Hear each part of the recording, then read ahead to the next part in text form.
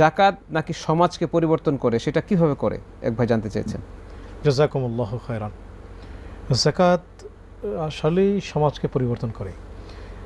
যখন যাকাত দেওয়া হবে তখন যাকাত দেওয়ার মাধ্যমে নিম্নশ্রেণী যারা যাকাতের হকদার সেই সমস্ত ব্যক্তি যখন যাকাত পাবে তারা স্বাবলম্বী হবে। তার মানে একটি গ্রুপ যারা ভিক্ষাবৃত্তি করছে, যারা আসলে খুব কঠিন দিনাতিপাত করছে, তারা যখন যাকাত পাচ্ছে তখন তারা স্বাবলম্বী হচ্ছে। তো স্বাবলম্বী হওয়ার মাধ্যমে তো সমাজের মধ্যে পরিবর্তন হচ্ছে।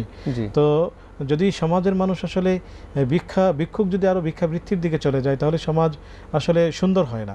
যখন ভিক্ষুক শ্রেণী বা নিম্ন শ্রেণীর মানুষ নিম্ন মধ্যবিত্ত যদি উচ্চ মধ্যবিত্ততে যায় এবং একেবারে নিম্ন শ্রেণী যদি মধ্যবিত্ততে আসে তাহলে এটা মূলত সমাজের পরিবর্তন হয়। একই সাথে সমাজের মধ্যে একটা সুন্দর বন্ডিং তৈরি হয়, সম্পর্ক। যেমন ধরেন ধনী ব্যক্তি গরিব ব্যক্তিকে যাকাত দিচ্ছেন, এতে করে তার সাথে একটা সম্পর্ক তৈরি হচ্ছে এবং এই সম্পর্কের ভিত্তিতে ভালো ভালো কাজের উদ্যোগ নেওয়া যায়। এখন যেমন হয় ধনীরা একদিকে ফিরে থাকেন, গরিবরা অন্যদিকে ফিরে থাকেন, কেউ কাউকে সহযোগিতা করেন না। যখন যাকাত দিচ্ছে একজন আরেকজনের সহযোগী হয়ে যাচ্ছে, উনি অর্থ দিচ্ছেন, দেখা যাচ্ছে সে শ্রম দেওয়ার জন্য তৈরি হবে। একটি ভালো কাজের যখন উদ্যোগ নেওয়া হবে তখন তারাও তার সাথে ঝাঁপিয়ে পড়বে। এভাবে সুন্দর সুন্দর কাজগুলোর সহযোগী পেয়ে যাবে।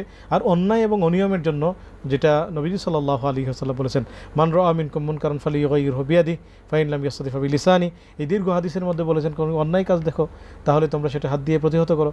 যদি হাত দিয়ে করার মতো সক্ষমতা না থাকে তাহলে তোমরা সেটাকে মুখে নিন্দা জানাও। আর যদি মুখেও যদি নিন্দা জানাতে না পারো সেই ক্ষেত্রে তুমি অন্তর দিয়ে ঘৃণা নয় বরং অন্তর দিয়ে তুমি পরিকল্পনা করো, আরও 10জন যুবককে সাথে নিয়ে 10জন মানুষকে সাথে নিয়ে একটা শক্তি বলয়ের তৈরি করো এবং তুমি সেই অন্যায়টাকে ধাক্কা মেরে ফেলে দাও। তাহলে আমার জনশক্তি তৈরি হচ্ছে। তো একটা সুন্দর সমাজ, একটা শক্তিশালী ইসলামী সমাজ তৈরি হচ্ছে, যেই সমাজ ভালো কাজ করবে। আল্লাহ রাব্বুল আলামিনের ওই আয়াতের কথা মনে হয়, লাউ আন্না আহলাল কুরা আমানু ওয়াত্তাকাউ লাফাতাহনা আলাইহিম বারাকাতিম মিনাস সামাই ওয়াল আরদ।